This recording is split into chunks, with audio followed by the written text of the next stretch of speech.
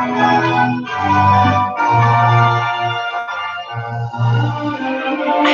April Fool's Day, Wednesday.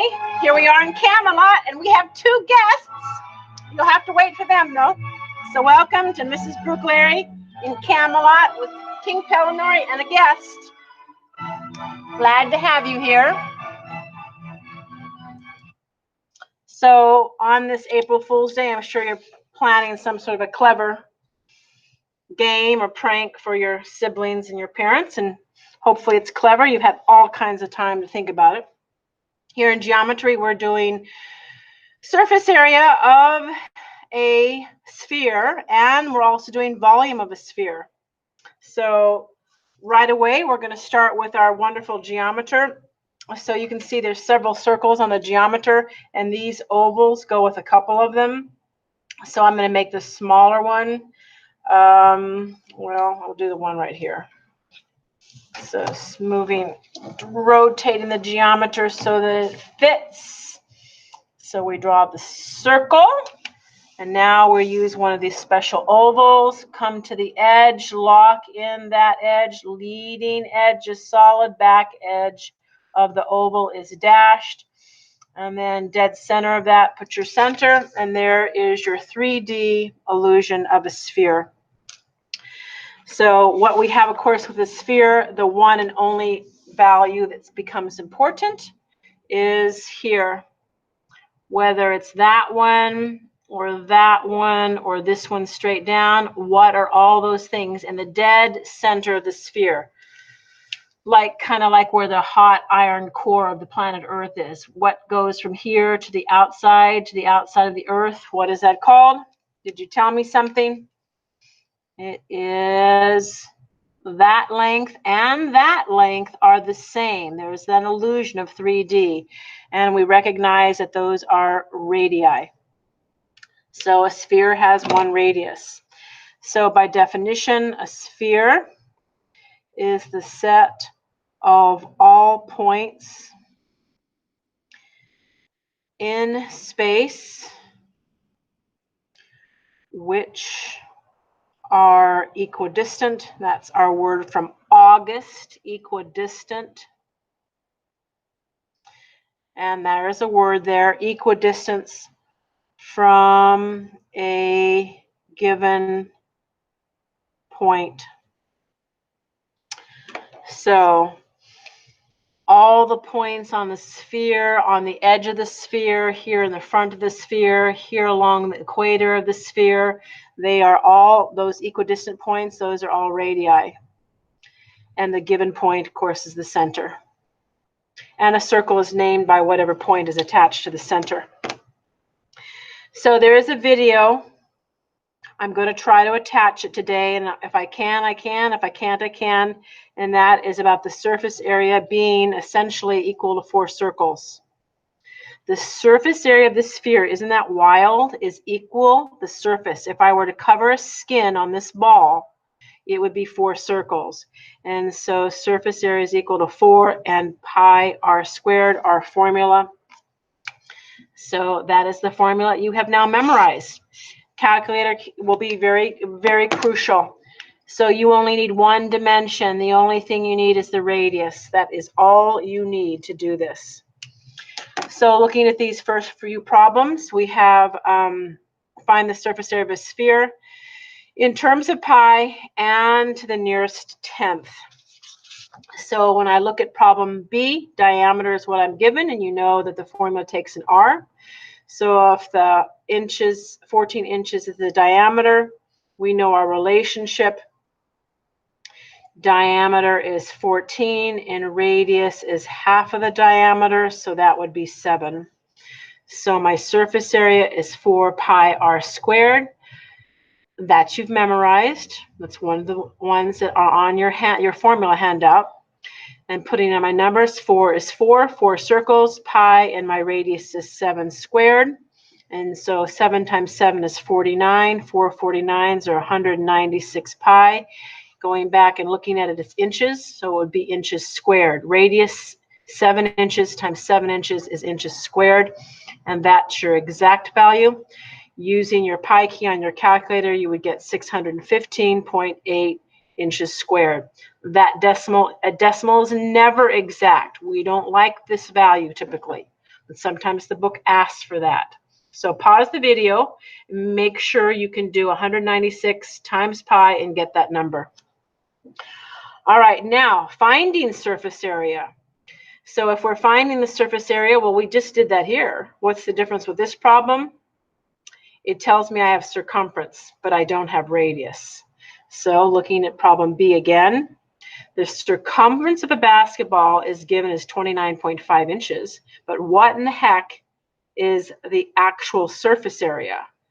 So this is a two-step problem. So step one, you're given circumference, which is 2 pi r, but you have to get to the surface area formula, which is 4 pi r squared. So just comparing, I'm given circumference, but I've got to find radius out of here to get radius into here.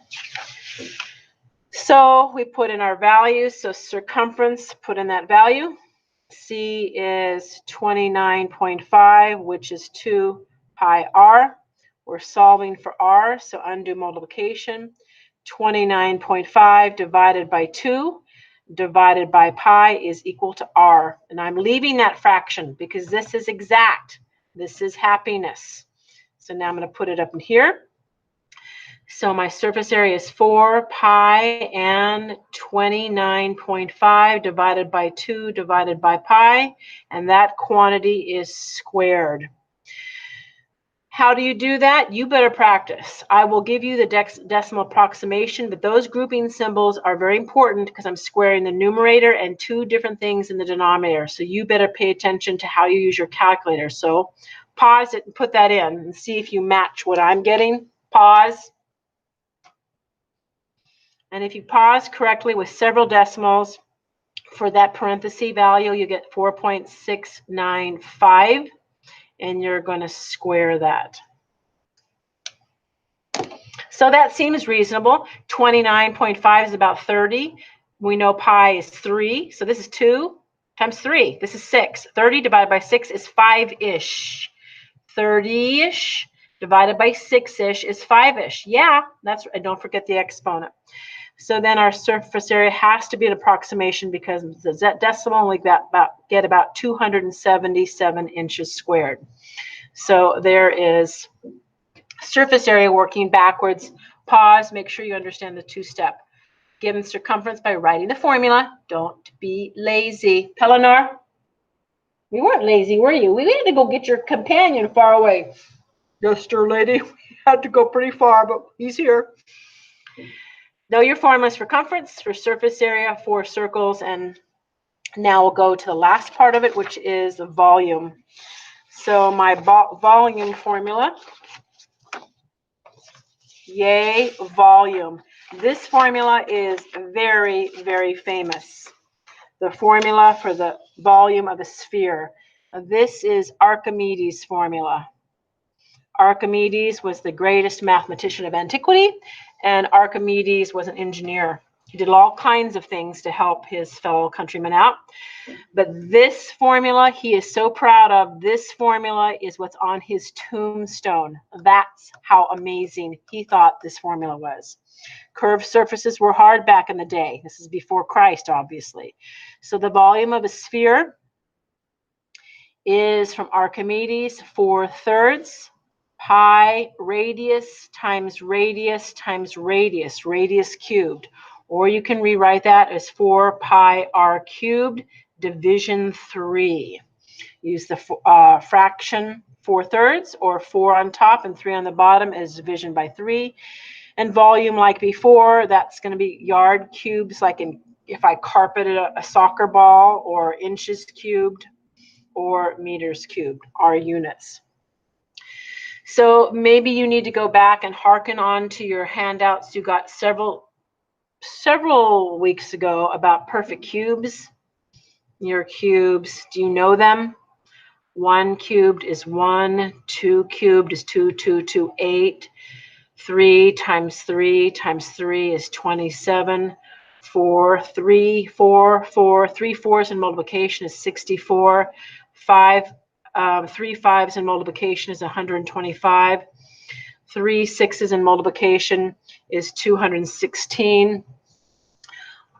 7 cubed is 343. This is my favorite cube, 7 cubed, because the numbers 3 and 4 and 3, 3 and 4, 3 plus 4, 4 plus 3, it looks like 7 to me. 8 cubed, that is 512. 9 cubed is 729, and you better know 10 cubed because that's your science class. That is 1,000. So those perfect cubes are now memorized and written along with your perfect squares. If you don't remember them, make sure you write them. All right, so back to the example. It says find the volume in terms of pi and to the nearest tenth. We're doing the B problem. You have a sphere with a diameter of 22, like the previous side. So radius is the only thing I need in my formula. So you have to go find that. So if my diameter is 22, we know my radius is equal to 11. So volume is 4/3 pi r cubed. Or you can write that as 4 pi 11 cubed over 3. That might be easier to put in your calculator. So 11 times 11 times 11, and then times 4. So this is my volume is going to be 5,324 pi over 3. And this is exact. This would be inches cubed. So 5,324, that number is not divisible by 3. So there's my exact value. So that's the preferred value. Using your pi key in the calculator, notice pi is roughly 3, and so is 3 roughly 3. Well, 3 is 3. So those almost cancel out. So you're still going to get close to a 5,000. You actually get 5,575.3 inches cubed. Again, pause the video. Make sure you can do the math with this exponent of 3. Can you do that? If radius is cubed is equal to 11 cubed, can you put 11 caret 3 in your calculator? Can you do that? And then multiply it. That's what raises, that's not an exponent of 2, that's an exponent of 3. That's one way to use your calculator. All right, and then use volume to find surface area when your radius is unknown. So this is like the previous problem, the second problem on finding surface area up here. We found surface area, it was 2 steps. Step 1, you were given circumference, you had to find radius. Work to find radius, then you could put in the surface area formula. Same thing on this problem. So when I'm looking at this, I have the volume and I want to find my radius. So again, learning to work backwards. So we're doing this problem here. So first step, volume is 4/3 pi r cubed. Volume of sphere is given. And it says we want to find the surface area. So my step 2 is going to be surface area from the front side is 4 circles. Surface area of a sphere is 4 circles. So we have to have 4 pi, and we've got to go find the r value. All right, so plugging in here, we have given 972 pi. 972 pi is equal to 4/3 pi r cubed. Surface area is not known, but volume is. Volume and the volume formula. Undo multiplication of 4, undo division of 3, and undo the pi's. So pi's on both sides, so it cancels. So we take the 972 and we put the 3 to the top and the 4 to the bottom, and that's going to be radius cubed. Now, Danger Will Robinson, you must stop and pay attention right now. How do you get rid of the cube root? How do you do that? Well, if this simplifies in your calculator, you'll find that out. So 3 times 972 divided by 4 does turn out to be 729. And then how do I do that on my calculator? R is equal to 729. Use your caret key, and then you need the reciprocal of that exponent. 1 divided by 3. So these are grouping symbols. You must put the fraction 1/3. 1/3 undoes the number 3. And so in your calculator, 729 caret parenthesis 1 division 3. If you did that, what did you get? Radius is equal to, you looked at the list. There's your answer key right there. So the radius is equal to 9. So if you don't have a caret key in your calculator, why don't you? You should have a caret key. It is right here in the first column. There's your caret key right here. Learn how to use that so you can undo exponents, not just this class, but your science class as well. Okie dokie. So now we can put that 9 right into here, our radius of 9. And that's, well, 9 squared. That's pretty easy, is it not? You don't even need a calculator for 9 squared. And so that's going to be 324 pi centimeters squared. And there's our exact value. So that is very cool. So with that information, pause, rewind, go backwards with the video. Make sure you can use your calculator. But we have someone, Pellinore. Let's say hello, Pellinore. Good lady, welcome. I'm saying hello.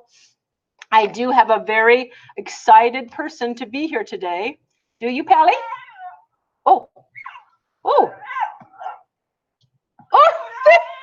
He just got here.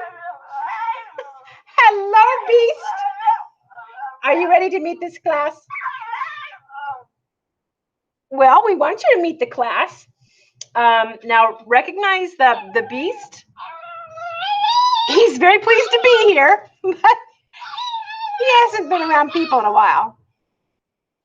Here's the beast.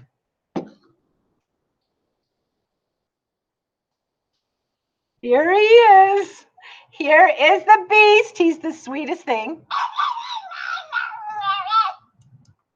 He is the longtime companion of Pellinore.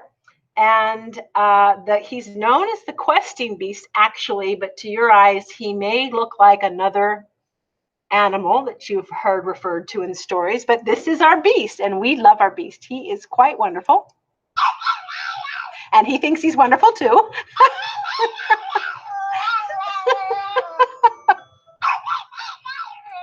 Okie dokie.